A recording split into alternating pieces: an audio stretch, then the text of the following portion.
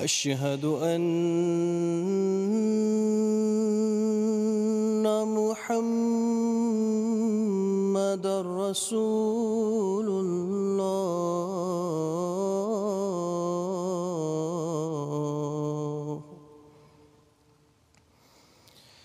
حي على الصلاة.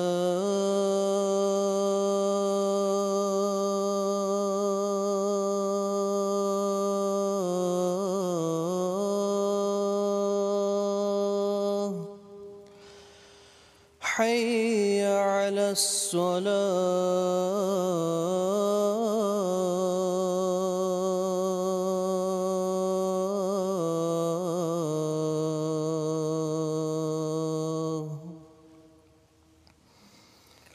حي على الفلاح.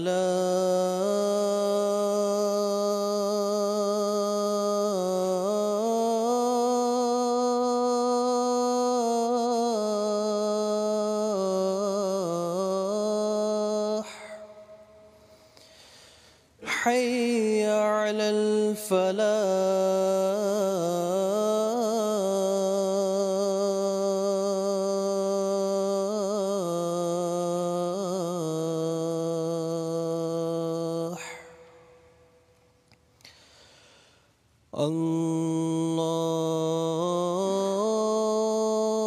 الله أكبر.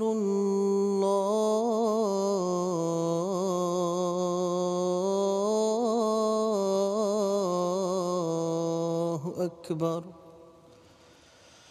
لا إله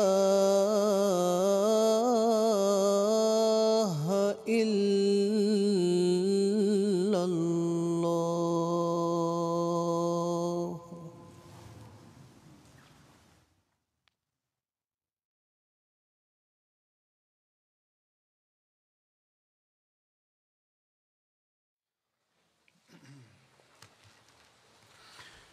السلام علیکم ورحمۃ اللہ.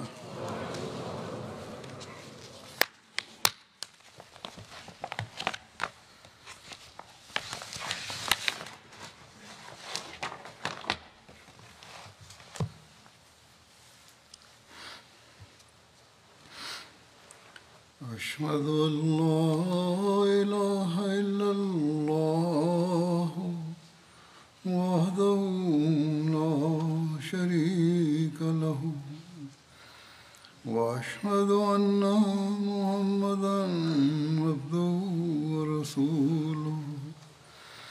أما بعد فأعوذ بالله من الشيطان الرجيم. بسم الله الرحمن الرحيم. الحمد لله رب العالمين الرحمن الرحيم مالك يوم الدين. إياك نعبد وإياك نستعين. اهدنا الصراط المستقيم صراط الذين أنعمت عليهم غير المغضوب عليهم ولا الضالين.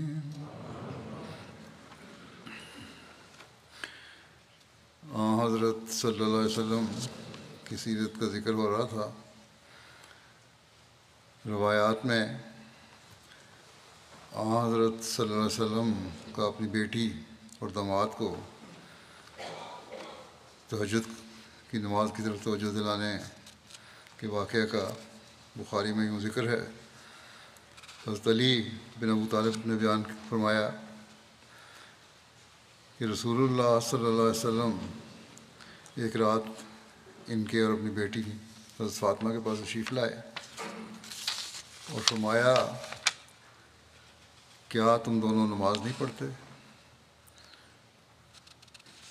تو میں نے عرض کیا یا رسول اللہ صلی اللہ علیہ وسلم، ہماری جانیں اللہ تعالیٰ کے ہاتھ میں، جب وہ چاہے کہ ہمیں اٹھائے تو ہمیں اٹھاتا ہے. تہجد کی نماز کا ذکر ہو رہا ہے. آپ صلی اللہ علیہ وسلم نے کہتے ہیں حضرت علی کہ آپ صلی اللہ علیہ وسلم نے مجھے اس کا کوئی جواب نہیں دیا اور واپس تشریف لے گئے۔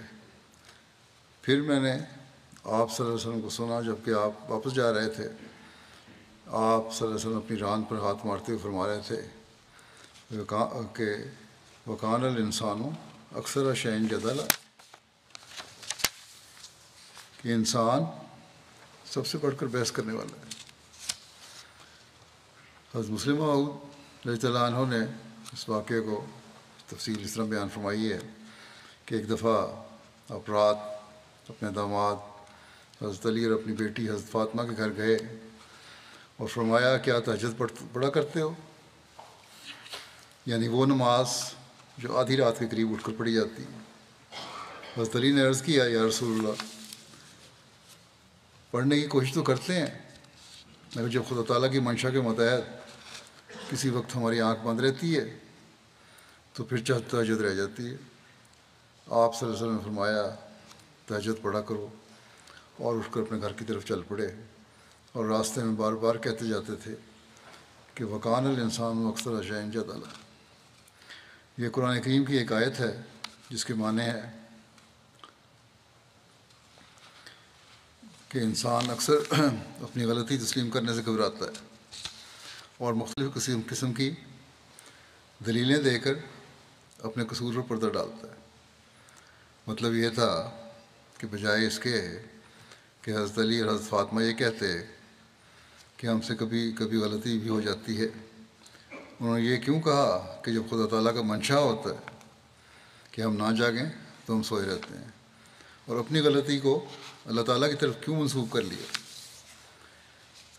اس بات کو مزید کھول کر بیان کرتے ہوئے حضرت مسلم موعود فرماتے ہیں ایک جگہ کہ حضرت علی اپنا ایک واقعہ بیان فرماتے ہیں جس سے ثابت ہوتا ہے کہ ایک موقع پر جب کہ حضرت علی نے آپ کو ایسا جواب دیا جس میں بحث اور مقابلے کا طرز پایا جاتا تھا، تو بجائے اس کے کہ آپ صلی اللہ علیہ وسلم ناراض ہوتے یا خفگی کا اظہار کرتے، آپ نے ایک ایسی لطیف طرز اختیار کی کہ حضرت علی غالباً اپنی زندگی کے آخری ایام تک اس کی حلاوت سے مزہ اٹھاتے رہے ہوں گے،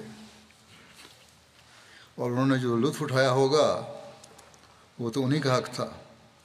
اب بھی حضرت صلی اللہ علیہ وسلم کے اس اظہار ناپسندیدگی کو معلوم کر کے ہر ایک باریک بین نظر محو حیرت ہو جاتی۔ حضرت علی کرم اللہ وجہ فرماتے ہیں نبی کریم صلی اللہ علیہ وسلم ایک رات میرے اور فاطمہ زہرا کے پاس تشریف لائے جو رسول اللہ صلی اللہ علیہ وسلم کی صاحبزادی تھی، اور فرمایا کیا تم تہجد کی نماز نہیں پڑھا کرتے؟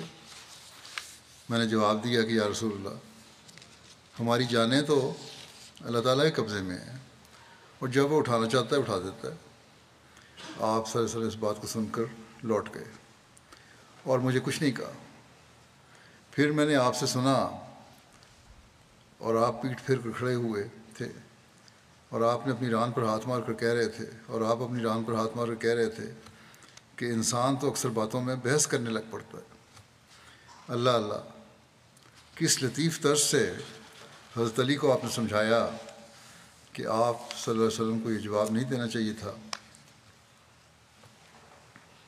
کہ آپ کو یہ جواب نہیں دینا چاہیے تھا، کوئی اور ہوتا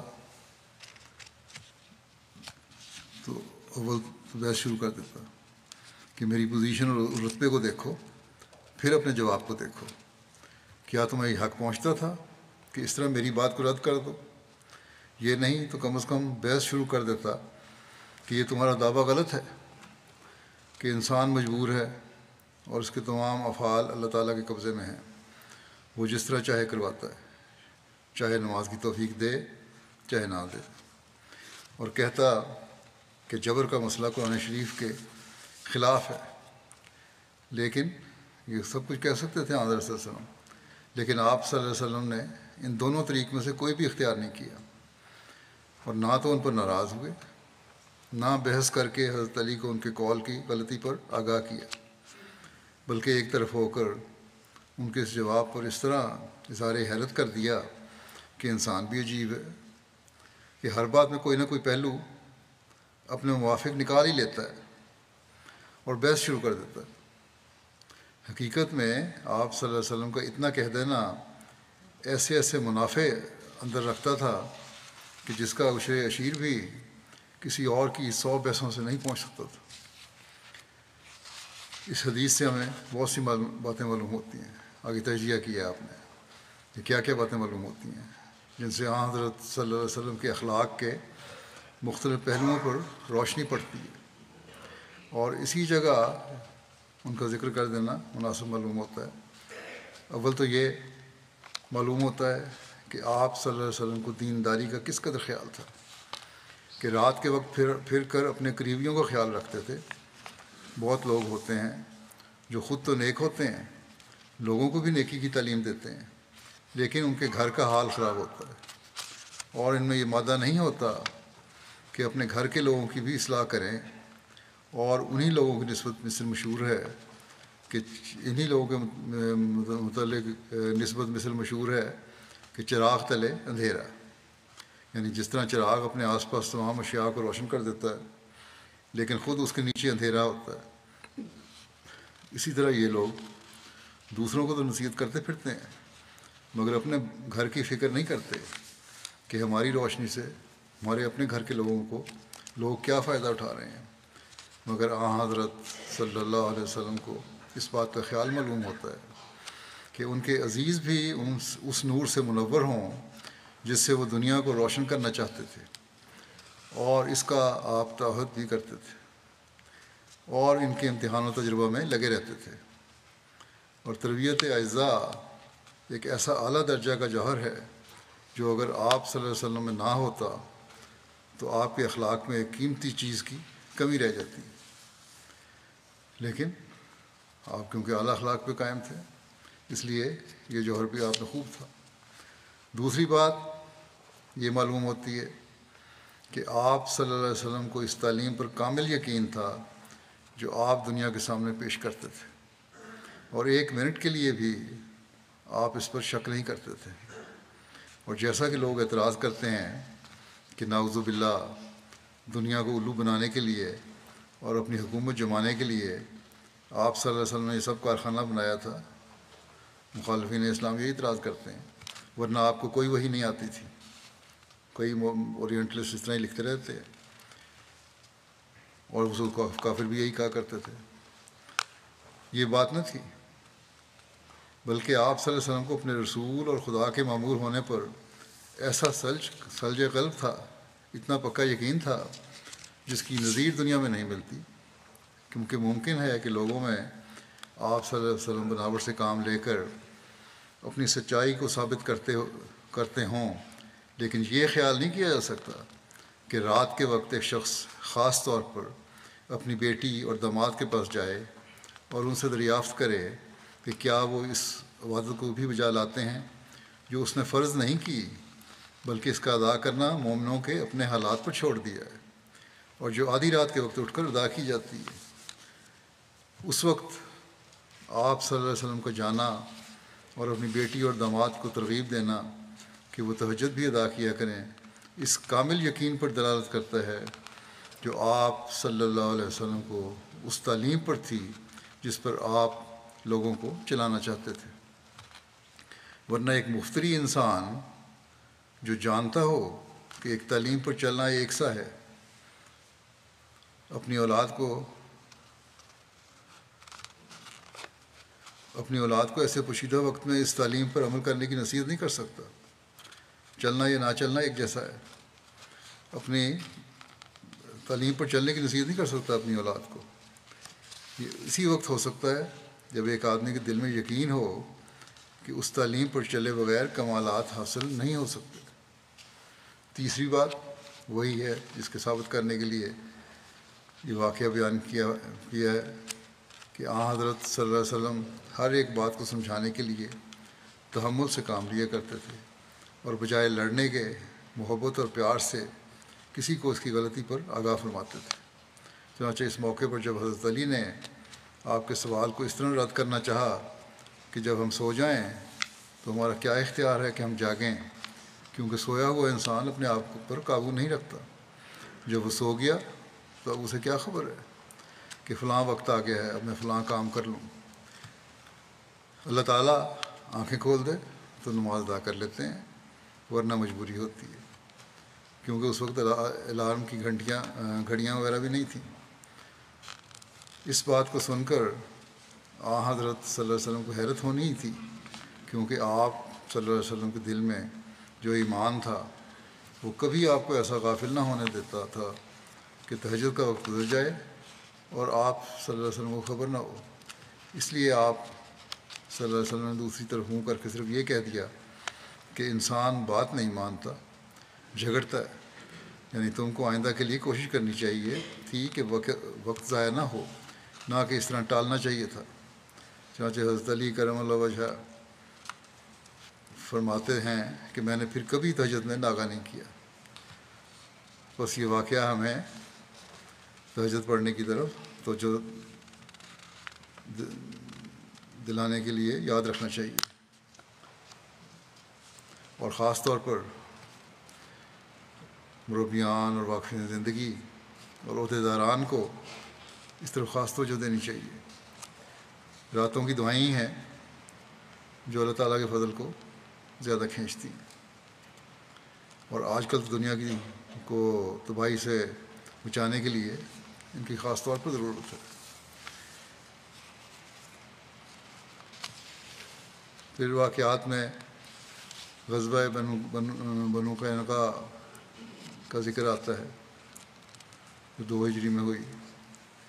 اس کے بارے میں لکھا ہے کہ نبی کریم صلی اللہ علیہ وسلم کے مدینہ ہجرت کر جانے کے بعد عرب کے کفار کا معاملہ ایک جیسا نہ رہا، وہ 3 قسموں میں بڑھ چکے تھے۔ ایک وہ تھے جن سے آپ صلی اللہ علیہ وسلم نے اس شرط پر صلح کر لی تھی کہ وہ نہ تو آپ صلی اللہ علیہ وسلم سے جنگ کریں گے اور نہ ہی آپ صلی اللہ علیہ وسلم کے خلاف آپ کے دشمنوں کی مدد کریں گے۔ یہ معاہدہ کرنے والے یہود کے 3 قبائل بنو قریظہ، بنو نذیر اور بنو قینقاع تھے۔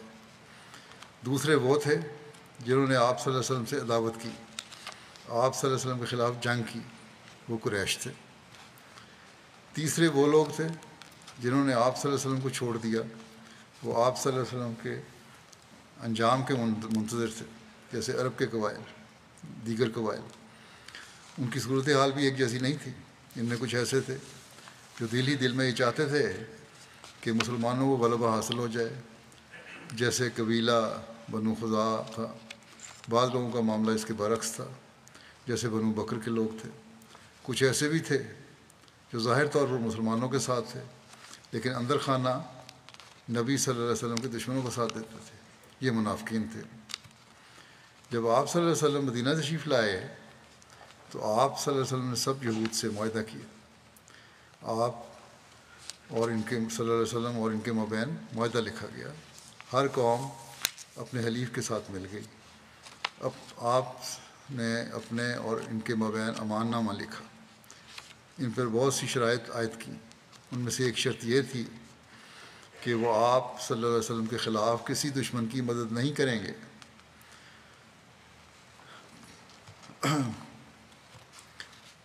یہ تو معاہدہ تھا۔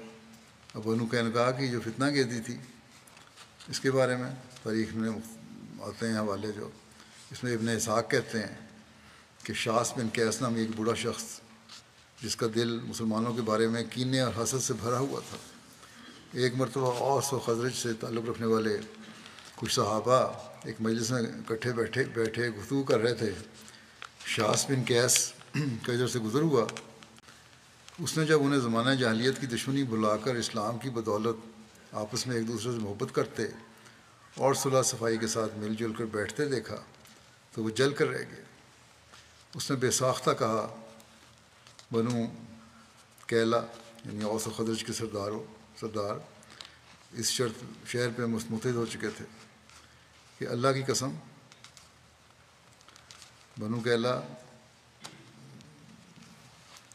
ان سرداروں کا اوس و خزرج کے جو متحد ہو گئے تھے، کہ اللہ کی قسم جب ان کے معزز لوگ متحد ہو گئے تو ہمارے لیے یہاں ان کے ساتھ رہنے کا کوئی ٹھکانہ نہیں۔ بھڑکانے کی کوشش کی۔ اس کے ساتھ ایک یہودی نوجوان تھا، اس نے اسے یہ حکم دیا کہ تم ان کے پاس جاؤ اور ان کے ساتھ بیٹھ جاؤ۔ پھر ان کے سامنے جنگ بواس اور اس سے پہلے کے واقعات کا ذکر چھیڑو، اور اس کے متعلق انہوں نے آپس میں جو اشعار کہے تھے ان میں سے بھی کچھ شعر سناؤ۔ جنگ بواس جو معنی جاہلیت میں اوس و خزرج کے درمیان برپا ہوئی تھی، اس میں اوس کو خزرج پر کامیابی حاصل ہوئی تھی۔ اس وقت اوس کا سردار حزیر بن سماک اشلی تھا، یہ حضرت اسید کا والد تھا۔ خزرج کا سردار عمر بن نعمان بیازی تھا، یہ دونوں اس جنگ میں مارے گئے تھے۔ اس جوان یہودی نے مسلمانوں میں بیٹھ کر وہی ذکر چھیڑا اور آگ بھڑکائی۔ اوس و خزرج کے سوئے ہوئے پرانے جذبات پھر بھڑک اٹھے اور وہ مشتعل ہو گئے۔ ان کے درمیان تو میں شروع ہو گئی، وہ آپس میں جھگڑنے اور ایک دوسرے پر فخر جتانے لگے۔ بات اس قدر بڑھ گئی کہ دونوں قبیلوں میں سے ایک ایک آدمی آمنے سامنے گھٹنوں کے بل بیٹھ گئے اور آپس میں تکرار کرنے لگے۔ مقابلہ بڑھ گیا۔ اوس کی طرف سے اوس بن کزی تھے اور خزرج کی طرف سے جبار بن صخر۔ بحث کے دوران ان میں سے ایک نے دوسرے سے کہہ دیا کہ اگر تم چاہو تو ہم اس جنگ کو اب دوبارہ چھیڑ کر تازہ کر دیں۔ چنانچہ دونوں فریق غصے میں آ گئے اور بولے ہم تیار ہیں، تمہارے اب ایک طرف مسلمان ہو چکے ہیں، دوسری طرف ہی جہالت بھی چل رہی ہے ساتھ۔ اور پھر یہ کہنے لگے کہ تمہارے وعدے کی جگہ ہررا ہے۔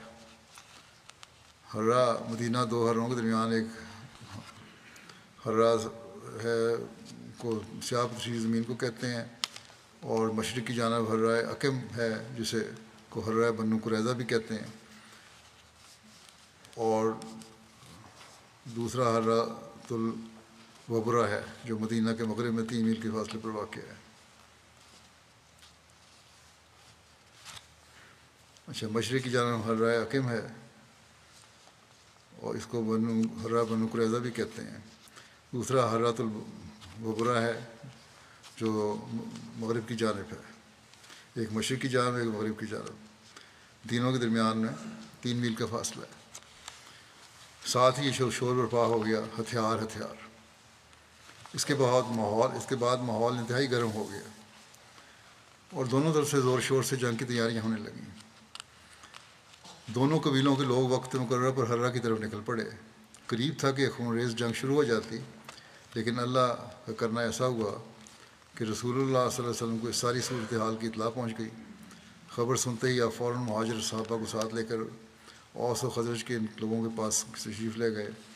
آپ نے نہایت حکیمانہ انداز میں ان سب کو مخاطب کرتے ہوئے فرمایا، اللہ میرے ہوتے ہوئے جاہلیت کی پکار، وہ بھی اس کے بعد کہ اللہ نے تمہیں اسلام کی ہدایت نصیب فرمائی، اس کے ذریعے سے تمہیں عزت بخشی ہے، تم سے جاہلیت کے اثرات کا خاتمہ فرما دیا ہے، تمہیں کفر سے نجات دلائی ہے اور تمہارے دلوں میں الفت ڈال دی ہے۔ ان چیزوں کے باوجود اب تم یہ جہالت کر رہے ہو۔ رسول اللہ صلی اللہ علیہ وسلم کی اس گفتگو کا ان پر ایسا زبردست اثر ہوا کہ انہوں نے اپنے فعل پر سخت ندامت کا اظہار کیا اور رونا شروع کر دیا۔ اوس و خزرج کے لوگ جو ایک دوسرے سے لڑنے جھگڑنے کے لیے اکٹھے ہوئے تھے، ایک دوسرے سے گلے ملے، پھر سمع اور طاعت کا مظاہرہ کرتے ہوئے رسول اللہ صلی اللہ علیہ وسلم کے ساتھ واپس آ گئے۔ یہ سیرت ابن شام کی تفصیل ہے۔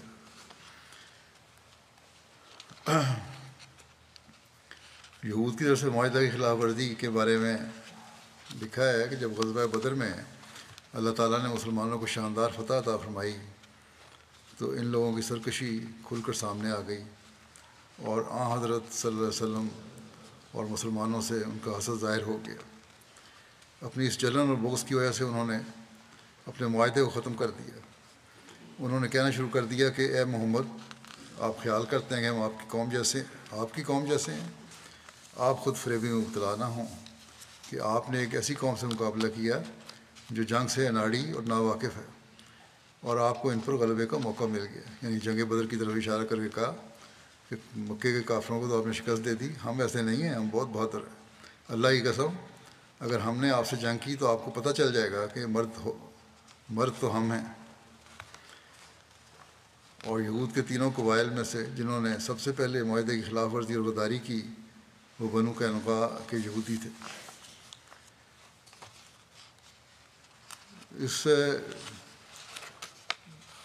شرارت کے بارے میں یہ بھی لکھا ہے، چھیڑ چھاڑ جو تھی ان کی مسلمانوں کے ساتھ، ایک واقعہ ایک عورت، مسلمان عورت کا ہے۔ لکھا ہے کہ رسول اللہ صلی اللہ علیہ وسلم سے ان کی دعوت کے اظہار کے ساتھ ساتھ یہ واقعہ بھی ہوا کہ ایک انصاری کی بیوی اپنا تجارتی سامان لے کر بنو قینقاع کے بازار میں آئی، جس میں اونٹ اور بکریاں وغیرہ تھیں، تاکہ یہ مال فروخت کر کے نفع حاصل کرے۔ یہ مال اس نے بنو قینقاع کے بازار میں فروخت کیا، اور اس کے بعد وہیں ایک یہودی سنار کے پاس بیٹھ گئی زیور وغیرہ لینے کے لیے۔ اس نے اپنے بدن اور چہرے کو چھپایا ہوا تھا۔ کچھ اوباش یہودیوں نے اس سے چہرہ ظاہر کرنے پر اصرار کیا، جس پر اس نے انکار کر دیا۔ اس پر دکاندار سنار نے اٹھ کر اس کے نقاب کا ایک کونا چپکے سے اس کی پشت کی طرف کسی چیز سے باندھ دیا۔ یہ ایک روایت میں یوں بھی ہے کہ اس نے خاموشی سے اس کی چادر کا ایک سرا ایک کانٹے یا کیل میں الجھا دیا۔ عورت کو اس بات کا پتہ نہ چل سکا۔ جب وہ عورت جانے کے لیے کھڑی ہوئی تو کپڑا الجھا ہوا ہونے کی وجہ سے کھل گیا اور اس کا ننگ ظاہر ہو گیا۔ اس پر یہودیوں نے کہکے لگائے۔ عورت نے اس کی اس بیہودگی پر چیخنا شروع کر دیا۔ قریب ہی ایک مسلمان گزر رہا تھا۔ اس نے جیسے ہی یہودیوں کی شرارت دیکھی، وہ یہودی سنار کی طرف جھپٹا اور تلوار سے اس کو قتل کر دیا۔ یہ دیکھ کر یہودیوں نے اس مسلمان پر حملہ کیا اور اسے قتل کر ڈالا۔ اس واقعے کے بعد مسلمانوں میں بنو قینقاع کے یہودیوں کے خلاف سخت غم و غصہ پیدا ہو گیا۔ آپ صلی اللہ علیہ وسلم کو بھی آپ نے فرمایا کہ اس قسم کی حرکتوں کے لیے ہمارا اور ان کا معاہدہ نہیں ہوا تھا۔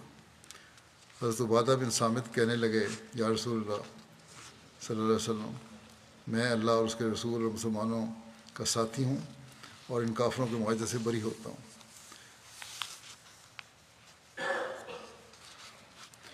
بہرحال حضرت صلی اللہ علیہ وسلم نے بنو قینقاع کو سمجھانے کی کوشش کی، اور لیکن انہوں نے بجائے سمجھنے کی کھلی دھمکی دینی شروع کر دی۔ اس کی تفصیل یوں لکھی ہے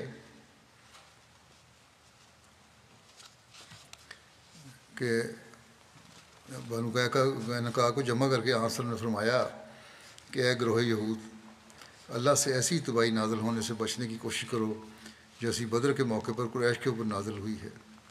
اس لیے مطیع و فرمانبردار بن جاؤ، کیونکہ تم جانتے ہو کہ میں اللہ تعالیٰ کی طرف سے بھیجا ہوا رسول ہوں، اور اس حقیقت کو تم اپنی کتاب میں درج پاتے ہو، اور اس عہد کو بھی جو اللہ نے تم سے لیا تھا۔ انہوں نے کہا، اے محمد صلی اللہ علیہ وسلم، آپ شاید یہ سمجھتے ہیں کہ ہم بھی آپ کے قوم والوں کی طرح ہیں۔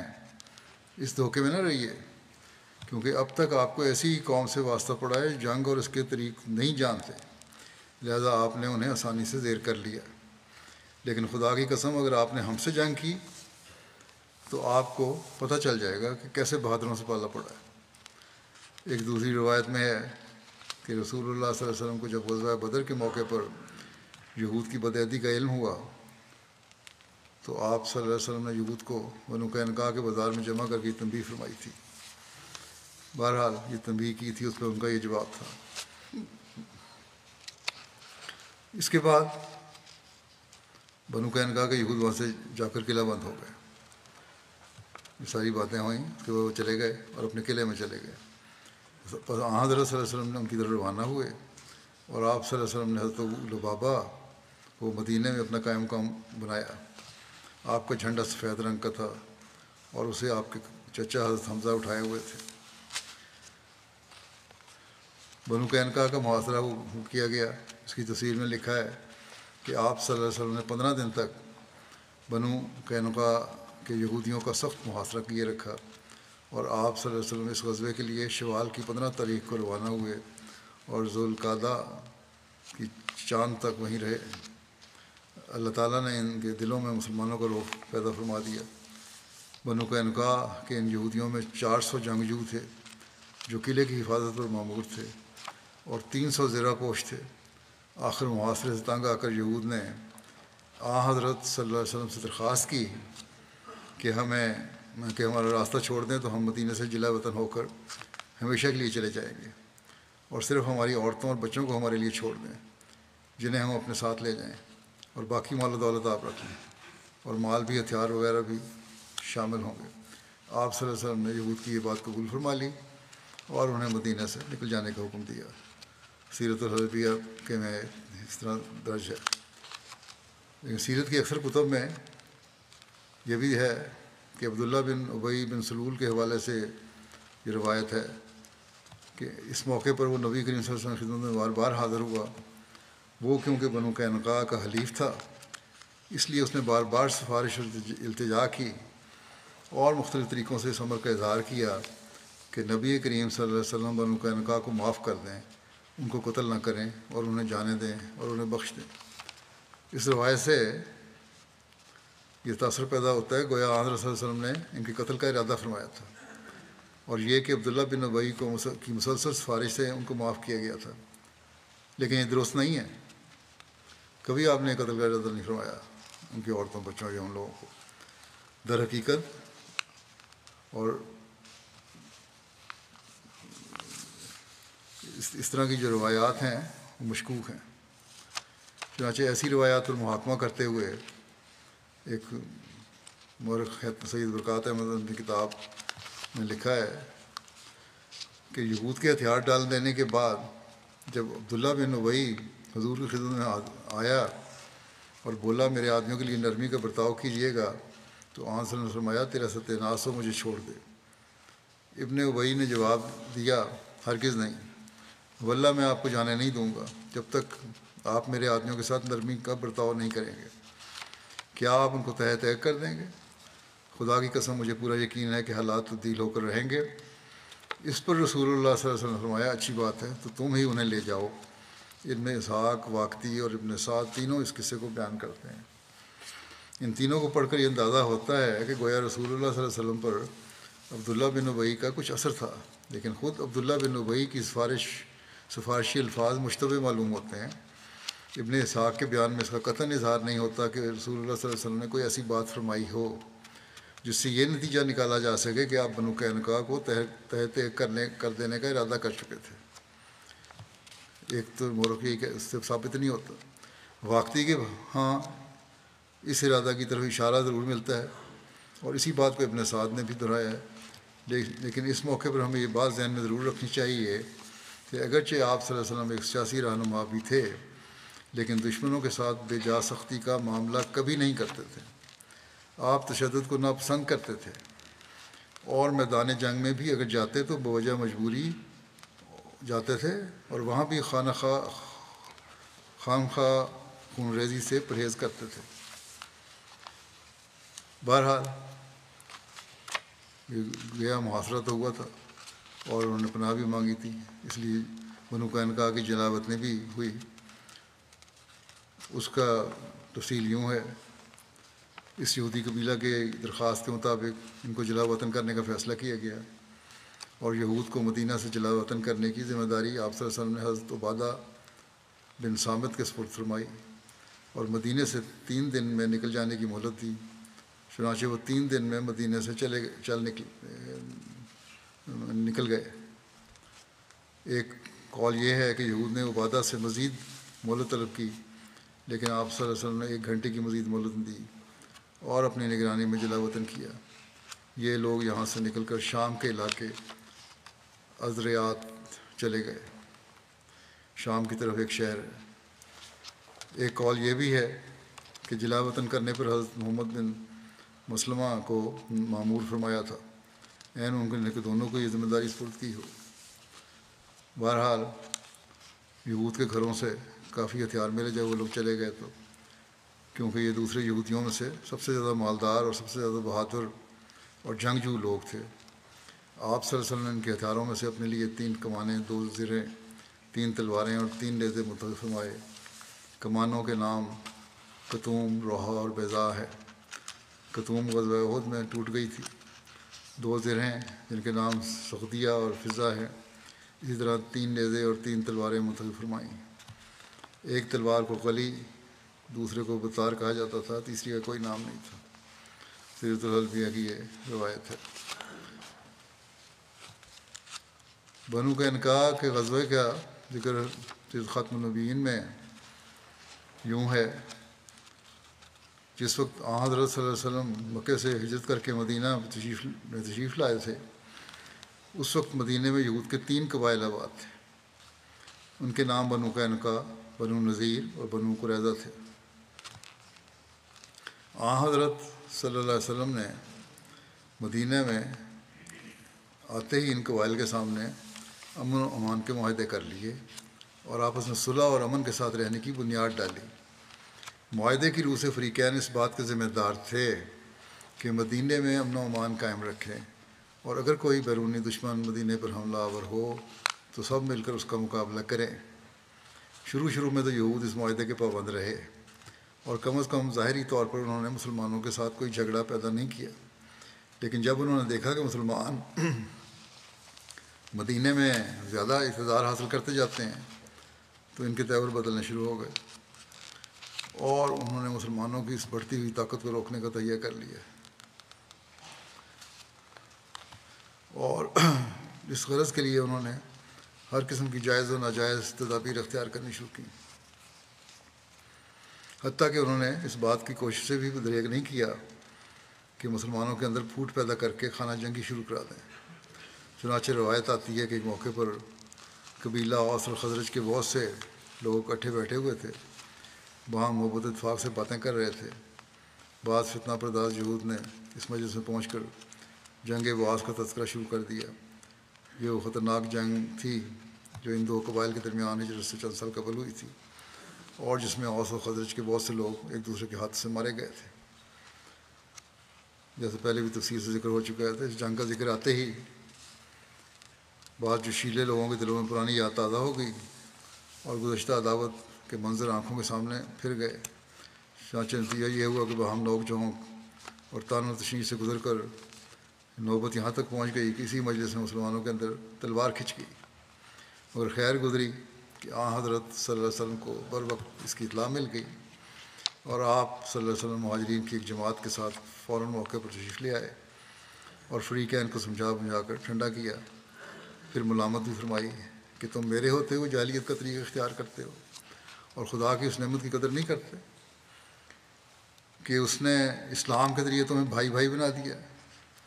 انصار پر آپ کی نصیحت کا ایسا اثر ہوا کہ ان کی آنکھوں سے آنسو جاری ہو گئے اور اپنی اس حرکت سے طائب ہو کر ایک دوسرے سے بغلگیر ہو گئے۔ جب جنگ بدر ہو چکی اور اللہ تعالیٰ نے اپنے فضل سے مسلمانوں کو باوجود ان کی قلت اور بے سر و سامانی کے قریش کے ایک بڑے جرار لشکر پر نمایاں فتح دی اور مکے کے بڑے بڑے عمائد خاک میں مل گئے، تو مدینے کے یہودیوں کی آتش حسد بھڑک اٹھی اور انہوں نے مسلمانوں کے ساتھ کھلم کھلا نوک جھونک شروع کر دی اور مجلسوں میں برملا طور پر کہنا شروع کیا کہ قریش کے لشکر کو شکست دینا کون سی بڑی بات تھی، ہمارے ساتھ محمد صلی اللہ علیہ وسلم کا مقابلہ ہو تو ہم بتا دیں گے کس طرح لڑا کرتے ہیں۔ حتیٰ کہ ایک مجلس میں انہوں نے خود آن حضرت صلی اللہ علیہ وسلم کے منہ پر اسی قسم کے الفاظ کہے۔ چنانچہ روایت آتی ہے کہ جنگ بدر کے بعد جب آن حضرت صلی اللہ علیہ وسلم مدینہ تشریف لائے تو آپ نے ایک دن یہودیوں کو جمع کر کے ان کو نصیحت فرمائی اور اپنا دعویٰ پیش کر کے اسلام کی طرف دعوت دی۔ آپ صلی اللہ علیہ وسلم کی اس پرامن اور ہمدردانہ تقریر کا رؤسائے یہود نے ان الفاظ میں جواب دیا کہ اے محمد صلی اللہ علیہ وسلم، تم شاید چند قریش کو قتل کر کے مغرور ہو گئے ہو، اور وہ لوگ لڑائی کے فن سے ناواقف تھے۔ اگر ہمارے ساتھ تمہارا مقابلہ ہو تو تمہیں پتہ لگ جائے گا کہ لڑنے والے ایسے ہوتے ہیں۔ یہود نے صرف عام دھمکی پر ہی اکتفا نہیں کیا، بلکہ ایسا معلوم ہوتا ہے کہ انہوں نے آن حضرت صلی اللہ علیہ وسلم کے قتل کے بھی منصوبے شروع کر دیے تھے، کیونکہ روایت آتی ہے کہ جب ان دنوں میں طلحہ بن براء جو ایک مخلص صحابی تھے فوت ہونے لگے تو انہوں نے وصیت کی کہ اگر میں رات کو مروں تو نماز جنازہ کے لیے آن حضرت صلی اللہ علیہ وسلم کو اطلاع نہ دی جاوے، تا ایسا نہ ہو کہ میری وجہ سے آپ پر یہود کی طرف سے کوئی حادثہ گزر جاوے۔ الغرض جنگ بدر کے بعد یہود نے کھلم کھلا شرارت شروع کر دی، اور چونکہ مدینہ کے یہود میں بنو قینقاع سب میں زیادہ طاقتور اور بہادر تھے، اس لیے سب سے پہلے انہی کی طرف سے عہد چکنی شروع ہوئی۔ چنانچہ مورخین لکھتے ہیں کہ مدینہ کے یہودیوں میں سے سب سے پہلے بنو قینقاع نے اس معاہدے کو توڑا جو ان کے اور حضرت صلی اللہ علیہ وسلم کے درمیان ہوا تھا، اور بدر کے بعد انہوں نے بہت سرکشی شروع کر دی اور برملا طور پر بغض و حسد کا اظہار کیا اور عہد و پیمان کو توڑ دیا۔ مگر باوجود اس قسم کی باتوں کے مسلمانوں نے اپنے آقا کی ہدایت کے ماتحت ہر طرح سے صبر سے کام لیا اور اپنی طرف سے کوئی پیش دستی نہیں ہونے دی۔ مگر حدیث میں آتا ہے کہ اس معاہدے کے بعد جو یہود کے ساتھ ہوا تھا، حضرت صلی اللہ علیہ وسلم خاص طور پر یہود کی دلداری کا خیال رکھتے تھے۔ ان کی طرف سے دشمنی کا رویہ تھا اور صلی اللہ علیہ وسلم کی طرف سے دلداری کا رویہ۔ چنانچہ ایک دفعہ ایک مسلمان اور ایک یہودی میں کچھ اختلاف ہو گیا۔ یہودی نے حضرت موسیٰ کی تمام انبیاء پر فضیلت بیان کی۔ صحابی کو اس پر غصہ آیا اور اس نے یہودی کے ساتھ کچھ سختی کی اور حضرت صلی اللہ علیہ وسلم کو افضل الرسل بیان کیا۔ جب حضرت صلی اللہ علیہ وسلم کو اس واقعے کی اطلاع ہوئی تو آپ ناراض ہوئے اور اس صحابی کو ملامت فرمائی اور کہا کہ تمہارا یہ کام نہیں کہ تم خدا کے رسولوں کی ایک دوسرے پر فضیلت بیان کرتے پھرو۔ اور پھر آپ نے موسیٰ کی ایک جزوی فضیلت بیان کر کے یہودی کی دلداری فرمائی۔ مگر باوجود اس دلدارانہ سلوک کے یہودی اپنی شرارت میں ترقی کرتے گئے اور بالآخر یہود کی طرف سے ہی جنگ کا باعث پیدا ہوا اور ان کی قلبی عداوت ان کے سینوں میں سما نہ سکی۔ اور یہ اس طرح پر ہوا کہ ایک مسلمان خاتون بازار میں ایک یہودی کی دکان پر کچھ سودا خریدنے کے لیے گئی، جیسا کہ ذکر ہو چکا ہے تفصیل سے۔ بعض شریف یہودیوں نے جو اس دکان پر بیٹھے ہوئے تھے اسے نہایت و باشانہ طریق پر چھیڑا اور خود دکاندار نے شرارت کی کہ اس عورت کے تہہ بند کے نچلے کونے کو اس کی بے خبری کی حالت میں کسی کانٹے وغیرہ سے اس کی پیٹھ کے کپڑے سے ٹانک دیا۔ نتیجہ یہ ہوا کہ جب وہ عورت ان کے باشانہ طریق کو دیکھ کر وہاں سے اٹھ کر لوٹنے لگی تو وہ ننگی ہو گئی۔ اس پر اس یہودی دکاندار اور اس کے ساتھیوں نے زور سے کہکا لگایا اور ہنسنے لگے۔ مسلمان خاتون نے شرم کے مارے ایک چیخ ماری اور مدد چاہی۔ اتفاق سے ایک مسلمان اس وقت قریب موجود تھا۔ وہ لپک کر موقع پر پہنچا اور وہاں لڑائی میں یہودی دکاندار مارا گیا، جس پر چاروں طرف سے اس مسلمان پر تلواریں برس پڑیں اور وہ غیور مسلمان وہیں پر ڈھیر ہو گیا۔ مسلمانوں کی اس واقعے کا علم ہوا تو غیرت قومی سے ان کی آنکھوں میں خون اتر آیا، اور دوسری طرف یہودی جو اس واقعے کو لڑائی کا بہانہ بنانا چاہتے تھے ہجوم کر کے اکٹھے ہو گئے اور ایک بلوے کی صورت پیدا ہو گئی۔ حضرت صلی اللہ علیہ وسلم کو اطلاع ہوئی تو آپ نے رؤسائے بنو قینقاع کو جمع کر کے کہا کہ یہ طریقہ اچھا نہیں ہے۔ اب آپ کا طریقہ دیکھ لیں، کس طرح آپ نے کوشش کی کہ کسی طرح معاملہ ٹھنڈا ہو۔ تم ان شرارتوں سے باز آ جاؤ اور خدا سے ڈرو۔ انہوں نے بجائے اس کے کہ اظہار افسوس و ندامت کرتے اور معافی کے طالب بنتے، سامنے سے نہایت متمردانہ جواب دیے، یعنی بڑی سرکشی اور نافرمانی والے جواب دیے، اور پھر وہی دھمکی دہرائی کہ بدر کی فتح پر غرور نہ کرو، جب ہم سے مقابلہ ہوگا تو پتہ لگ جائے گا کہ لڑنے والے ایسے ہوتے ہیں۔ ناچار آپ صلی اللہ علیہ وسلم صحابہ کی ایک جمعیت کے ساتھ لے کر بنو قینقاع کے قلعوں کی طرف روانہ ہو گئے۔ اب یہ آخری موقع تھا کہ وہ اپنے افعال پر پشیمان ہوتے۔ جب آپ روانہ ہوئے تو ابھی معافی مانگ لیتے تو ختم ہو جاتا معاملہ، مگر وہ سامنے سے جنگ پر آمادہ تھے۔ الغرض جنگ کا اعلان ہو گیا اور اسلام اور یہودیت کی طاقتیں ایک دوسرے کے مقابلے پر نکل آئیں۔ اس زمانے کے دستور کے مطابق جنگ کا ایک طریق یہ بھی ہوتا تھا کہ اپنے قلعوں میں محفوظ ہو کر بیٹھ جاتے تھے اور فریق مخالف قلعوں کا محاصرہ کر لیتا تھا، اور موقع پر گاہے ایک دوسرے کے خلاف حملے ہوتے رہتے تھے، حتیٰ کہ یا تو محاصرہ کرنے والی فوج قلعے پر قبضہ کرنے سے مایوس ہو کر محاصرہ اٹھا لیتی تھی اور یہ محصورین کی فتح سمجھی جاتی تھی، اور یا محصورین مقابلے کی تاب نہ لا کر قلعے کا دروازہ کھول کر اپنے آپ کو فاتحین کے سپرد کر دیتے تھے۔ اس موقع پر بھی بنو قینقاع نے یہی طریقہ اختیار کیا اور اپنے قلعوں میں بند ہو کر بیٹھ گئے۔ حضرت صلی اللہ علیہ وسلم نے کا محاصرہ کیا اور 15 دن تک برابر محاصرہ جاری رہا۔ بالآخر جب بنو قینقاع کا سارا زور اور غرور ٹوٹ گیا تو انہوں نے اس شرط پر اپنے قلعوں کے دروازے کھول دیے کہ ان کے اموال مسلمانوں کے ہو جائیں گے، مگر ان کی جانوں اور ان کے اہل و عیال پر مسلمانوں کا کوئی حق نہیں ہوگا۔ حضرت صلی اللہ علیہ وسلم نے اس شرط کو منظور فرما لیا، کیونکہ گو موسوی شریعت کی روح سے یہ سب لوگ واجب القتل تھے، اور معاہدے کی روح سے ان لوگوں پر موسوی شریعت کا فیصلہ ہی جاری ہونا چاہیے تھا، مگر اس قوم کا یہ پہلا جرم تھا اور حضرت صلی اللہ علیہ وسلم کی رحیم و کریم طبیعت انتہائی سزا کی طرف جو ایک آخری علاج ہوتا ہے ابتدائی قدم پر مائل نہیں ہو سکتی تھی، لیکن دوسری طرف ایسے بد عہد اور معاند قبیلہ کا مدینہ میں رہنا بھی ایک مارے آستین کے پالنے سے کم نہ تھا، خصوصاً جب اوس اور خزرج کا ایک منافق گروہ پہلے سے مدینہ میں موجود تھا، اور بیرونی جانب سے بھی تمام عرب کی مخالفت نے مسلمانوں کا ناک میں دم کر رکھا تھا۔ ایسے حالات میں حضرت صلی اللہ علیہ وسلم کو یہی فیصلہ ہو سکتا تھا کہ بنو قینقاع مدینہ سے چلی جائیں۔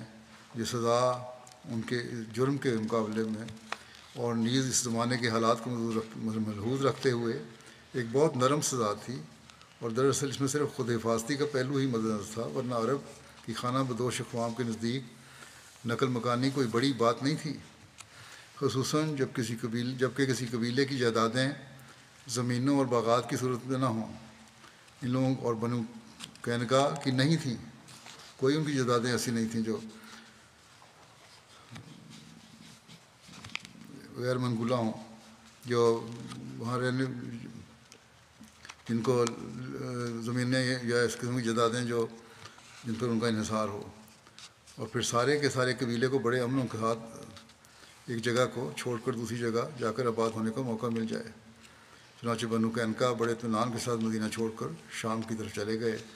ان کی روانگی کے متعلق ضروری اہتمام اور نگرانی وغیرہ کا کام حضرت صلی اللہ علیہ وسلم نے اپنے صحابی عبادہ بن صامت کے سپرد فرمایا تھا، جو ان کے حلفاء میں سے تھے، یہ ان کے بنو قینقاع کے حلیف تھے۔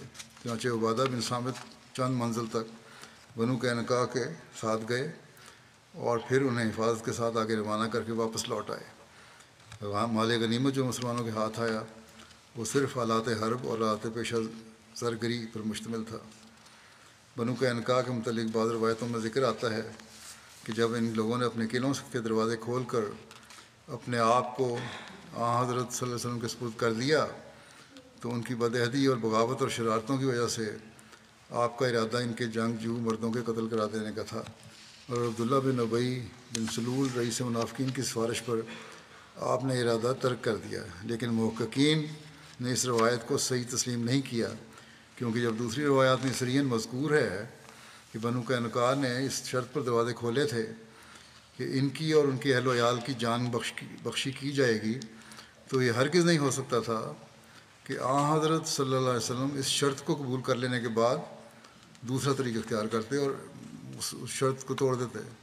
البتہ بنو قینقاع کی طرف سے جان بخشی کی شرط کا پیش ہونا اس بات کو ظاہر کرتا ہے کہ وہ خود ہی سمجھتے تھے کہ ان کی اصل سزا قتل ہی ہے، مگر وہ حضرت صلی اللہ علیہ وسلم سے رحم کے طالب تھے، اور یہ وعدہ لینے کے بعد اپنے قلعے کا دروازہ کھولنا چاہتے تھے کہ ان کو قتل کی سزا نہیں دی جائے گی، لیکن گو حضرت صلی اللہ علیہ وسلم نے اپنی رحیم النفسی سے انہیں معاف کر دیا تھا، مگر معلوم ہوتا ہے خدا تعالیٰ کی نظر میں یہ لوگ اپنی بدعمالی اور جرائم کی وجہ سے اب دنیا کے پردے پر زندہ چھوڑے جانے کے قابل نہیں تھے۔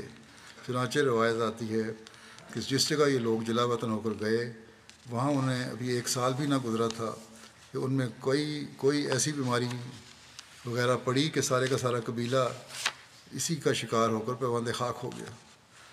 غزوہ بنو قینقاع کی تاریخ کے متعلق کسی کا اختلاف ہے۔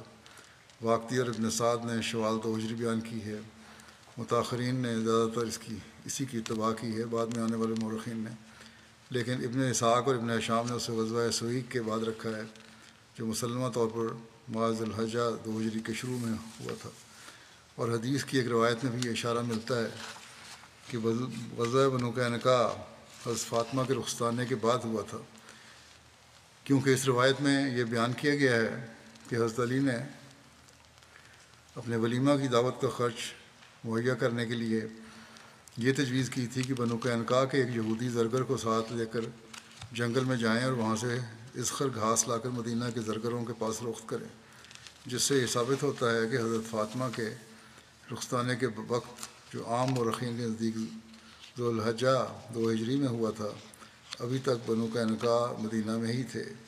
ان وجوہات کی بنا پر مرزا بشیر احمد صاحب کہتے ہیں کہ میں نے غزوہ بنو قینقاع کو غزوہ سویق اور حضرت فاطمہ کے رخصتانہ کے بعد اب آخر 2 ہجری میں رکھا ہے۔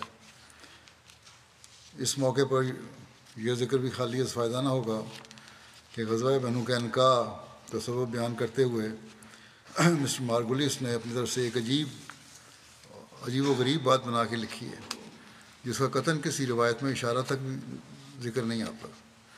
بخاری میں ایک روایت آتی ہے کہ حضرت حمزہ نے شراب کے نشے میں اس وقت تک ابھی شراب حرام نہیں ہوئی تھی، حضرت علی کے وہ اونٹ مار دیے تھے جو انہیں جنگ بدر کی غنیمت میں حاصل ہوئے تھے۔ اس منفرد واقعہ کو بغیر کسی قسم کی تاریخی سند کے غزوہ بنو قینقاع کے ساتھ جوڑ کر مسٹر مارگولیس رقم تراز ہیں کہ حضرت صلی اللہ علیہ وسلم نے قبیلہ بنو قینقاع پر اس غرض سے چڑھائی کی تھی کہ تا اس کی غنیمت سے حضرت علی کے اس نقصان کی تلافی کرے۔ کوئی بیتو کی بات جوڑی ہے۔ تاریخ نویسی میں یہ جرت غالباً اپنی مثال آپ ہی ہے، اور پھر لطف یہ ہے کہ مسٹر مارگولیس اس بات کو بھی تسلیم کرتے ہیں کہ میں نے یہ بات اپنی طرف سے قیاس کر کے زائد کی ہے۔ حوالے تو کوئی نہیں ملے، لیکن میرا خیال ہے کہ اس لیے اور کوئی ذریعہ نہیں تھا کہ جنگ پوری کی جائے قبیلے کو 2 اونٹوں کی قیمت کے لیے۔ عجیب سوچیں ان کی۔ مستشرقین یا غیر مسلم تاریخ دان جو ہیں بغض اور عداوت میں اتنے بڑے ہوئے ہیں مسلمانوں کی کہ تاریخ کو توڑ مروڑ کر پیش کرنا ان کے لیے بڑا آسان ہے، اور یہ اکثر جگہ نظر آتا ہے۔ بہرحال باقی باتیں انشاءاللہ آئندہ۔ جو آج کل دنیا کے حالات ہیں ان کی یاد دہانی دوبارہ میں دعا کے لیے کروا دوں۔ حماس اور اسرائیل کی جنگ اور اس کے نتیجے میں معصوم فلسطینی عورتوں اور بچوں کی شہادتیں بڑھتی جا رہی ہیں۔ جنگ کے حالات جس تیزی سے شدت اختیار کر رہے ہیں اور اسرائیل کی حکومت اور بڑی طاقتیں جس پالیسی پر عمل کرتی نظر آ رہی ہیں، اس سے تو عالمی جنگ اب سامنے کھڑی نظر آ رہی ہے۔ اور اب تو بعض مسلمان ملکوں کے سربراہوں نے بھی یہ کہنا شروع کر دیا کھل کے، روس، چین نے بھی، اور اسی طرح مغربی تجزیہ نگاروں نے بھی یہ کہنا اور لکھنا شروع کر دیا ہے کہ اب یہ جنگ کا دائرہ وسیع ہوتا نظر آ رہا ہے۔ اگر فوری حکمت والی پالیسی اختیار نہ کی گئی تو دنیا کی تباہی ہے۔ سب کچھ خبروں میں آ رہا ہے، آپ سب کے سامنے صورتحال ہے۔ اس لیے احمدیوں کو دعاؤں کی طرف خاص توجہ دینی چاہیے، ریلیکس نہ ہو جائیں۔ کم از کم ہر نماز میں ایک سجدہ، یا کم از کم کسی ایک نماز میں ایک سجدہ تو ضرور اس کے لیے پڑھنا چاہیے، ادا کرنا چاہیے، اس میں دعا کرنی چاہیے۔ مغربی دنیا کا تو کسی بھی ملک کا سربراہ ہو، وہ اس معاملے میں انصاف سے کام لینا نہیں چاہتا، نہ اس بارے میں کچھ کہنے کی ضرورت رکھتا ہے۔ احمدی ان بحثوں میں نہ پڑے کہ کس ملک کا وزیر اعظم یا سربراہ اچھا ہے اور کس کا اچھا نہیں، اور اس کو ہمیں یہ نہیں کہنا چاہیے اور مسلمانوں کو اس کے خلاف نہیں بولنا چاہیے۔ یہ سب فضول باتیں ہیں۔ جب تک کوئی جرأت سے جنگ بندی کی کوشش نہیں کرتا، وہ بہرحال دنیا کو تباہی کی طرف لے جانے کا ذمہ دار ہے۔ بس اپنے ماحول میں دعاؤں کے ساتھ اس بات کو پھیلانے کی کوشش کریں کہ ظلم کو روکو۔ اگر کسی احمدی کسی سے تعلقات ہیں تو اسے سمجھائیں۔ یہی جرأت ہے، یہی اللہ تعالیٰ کے حکم پر عمل کرنے کا معیار ہے۔ اسرائیلی حکومت کے نمائندے کہتے ہیں کہ حماس نے ہمارے معصوموں کو مارا، ہم بدلہ لیں گے، اور یہ بدلہ اب تمام حدیں پار کر گیا ہے۔ جتنی اسرائیلی جانوں کا نقصان ہوا ہے جو بیان کی جاتی ہیں، اس سے 4-5 گنا زیادہ فلسطینی جانوں کا نقصان ہو چکا ہے۔ اگر حماس کو ختم کرنے کا ٹارگٹ ہے ان کا، جیسے یہ کہتے ہیں، تو پھر ان سے دو بجو جنگ کریں۔ عورتوں، بچوں، بوڑھوں کو کیوں نشانہ بنا رہے ہیں؟ پھر پانی، خوراک، علاج سب سے محروم کر دیا لوگوں کو۔ حقوق انسانی اور جنگوں کے اصول کے تمام دعوے یہاں آ کر ان حکومتوں کے ختم ہو جاتے ہیں۔ ہاں، بعض اس طرف توجہ بھی دلاتے ہیں جیسے گزشتہ دنوں امریکہ کے سابق صدر اوباما نے کہا تھا، اس کی جنگ اگر کرنی بھی ہے تو جنگی اصولوں کو سامنے رکھنا چاہیے، سویلین کو پھر ظلم نہیں ہونا چاہیے۔ یو این کے سیکرٹری جنرل صاحب بھی بولے تھے، اس پر اسرائیل کی حکومت نے شور مچا دیا۔ تو باقی دنیا کے امن کے دعوے داروں نے اپنے آپ کو اس کا سب سے بڑا امن کو قائم کرنے والا سمجھتے ہیں یا چیمپئن سمجھتے ہیں۔ سیکرٹری جنرل کے بیان کی تائید میں کچھ نہیں بولے، بلکہ ناپسندگی کا اظہار کیا انہوں نے۔ بہرحال حالات خطرناک ہیں اور خطرناک تر ہوتے جا رہے ہیں۔ مغربی میڈیا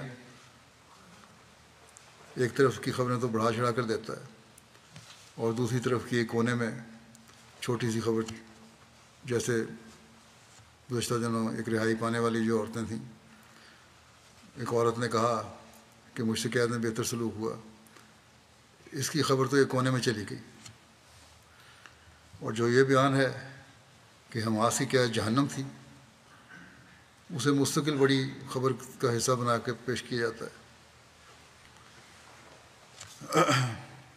انصاف تو یہ ہے کہ سب صورتحال سامنے رکھی جائے، پھر دنیا کو اپنا فیصلہ کرنے دیں کہ کون ظالم ہے، کون مظلوم ہے، اور کس حد تک یہ جنگ جائز ہے اور کہاں جا کے یہ ختم ہونی چاہیے۔ تو دنیا کے سامنے ساری صورتحال آنی چاہیے، نہ کہ ایک طرفہ رائے۔ بہرحال ہمیں دعاؤں کی طرف بہت توجہ دینی چاہیے۔ ظلم کو ختم کرنے کے لیے اپنے دائرے میں کوشش بھی کرنی چاہیے اور دعا بھی۔ مسلمان مظلوموں کے لیے بھی اور مسلمان حکومتوں کو ایک جامع اور دیرپا منصوبہ بندی بنانے کے لیے بھی دعا کرنی چاہیے۔ مسلمانوں کی مشکلات دور ہونے کے لیے ہمیں خاص درد رکھنا چاہیے۔ ہم تو اس مسیح موعود کے ماننے والے ہیں جس نے مسلمانوں کے لیے باوجود اس کے کہ تکلیفیں ہمیں پہنچتی رہتی ہیں ان سے، اپنے جذبات کا اظہار یوں کیا کہ اے دل تو نیز خاطر اینا نگاہ دار، کآخر کنند دعوی حب پیغمبروں۔ اے دل تو ان لوگوں کا لحاظ رکھ، آخر وہ میرے پیغمبر کی محبت کا دعویٰ کرتے ہیں۔ بس حضرت صلی اللہ علیہ وسلم سے محبت کا تقاضا ہے کہ ہم مسلمانوں کے لیے بہت دعا کریں۔ اللہ تعالیٰ ہمیں اس کی توفیق بھی دے اور مسلمانوں کو بھی اور دنیا کو عقل بھی دے۔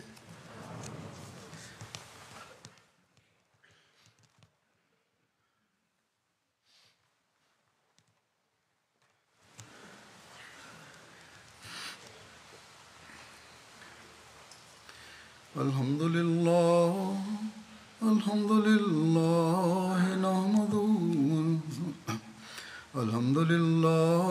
نحمده ونستعينه ونستغفره ونؤمن به ونتوكل عليه ونعوذ بالله من شرور أنفسنا ومن سيئات أعمالنا، من يهده الله فلا مضل له ومن يضلل فلا هادي له، ونشهد أن لا إله إلا الله ونشهد أن محمدا عبده ورسوله۔